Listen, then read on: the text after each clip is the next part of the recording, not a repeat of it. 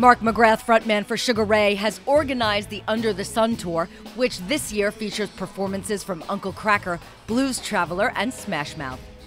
The trek kicks off June 27th in Omaha, Nebraska. Mark talks to us about how the tour has become a summer annual rite of passage. Yeah, fortunately, I started the Under the Sun Tour a couple of years ago, and it was something to do every year. When you start a tour of this magnitude, you're hoping you do it every year. I know the music's out there. I know people love the music of the 90s, and that's what Under the Sun does. It celebrates that great music of the 90s. And the irony of the whole thing is I wasn't sure if the nostalgia had kicked in, if people were ready for it. Because let's be honest, if you look in the top 10 in Polestar, top touring acts, it's still Foo Fighters, it's still Pearl Jam, it's still Soundgarden, it's still Red Hot Chili Peppers. It's all the bands of the 90s, so hasn't really been a lot of nostalgia. It hasn't traditionally kicked in as it normally would when a decade ended.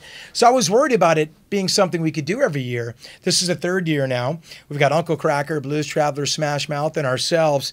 And we're playing to thousands of people a night. We're playing great venues. Thousands of people are coming up, and they're really buying into the spirit of this tour. So did Sugar Ray tour with Blues Traveler back in the day?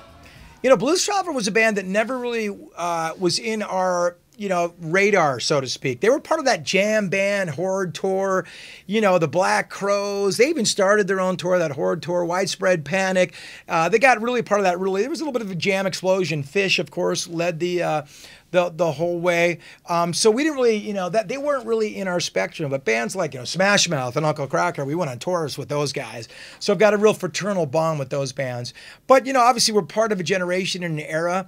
Blues Traveler, like ourselves, defined alternative radio, rock radio, pop radio, MTV and VH1. So there's a simpatico there, but a variety and a difference, which I think is great for this year's tour because I think it's the most varied tour we've had. McGrath and Rodney Shepherd are the only two left in the band, and we asked Mark if he's still on good terms with the former band members, and he said, well, not exactly. Yeah, unfortunately, like anything, we're every typical cliched, boring part of that fifth stage of every behind the music you watch was, and then everybody left and did this, that, and there's legal action going on and all that, which is unfortunate.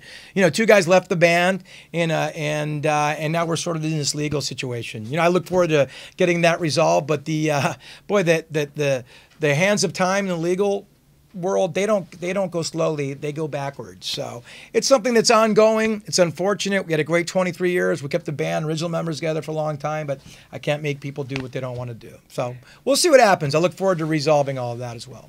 Mark, who was known to be a little bit on the wild side when he was younger, was asked if there's a different approach to hitting the road these days in 2014. Back in the day, it was one big party.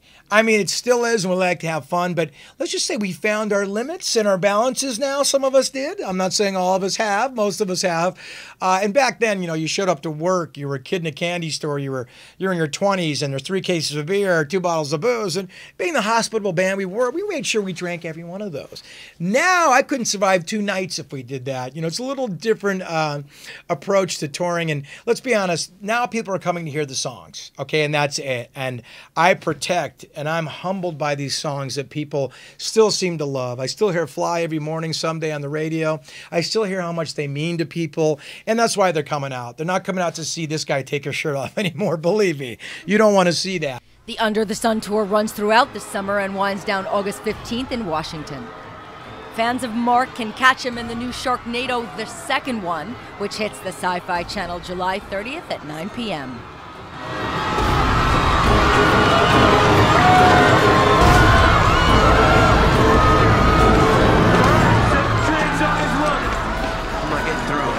Me neither. We gotta get to the Bales Tower. We gotta go home.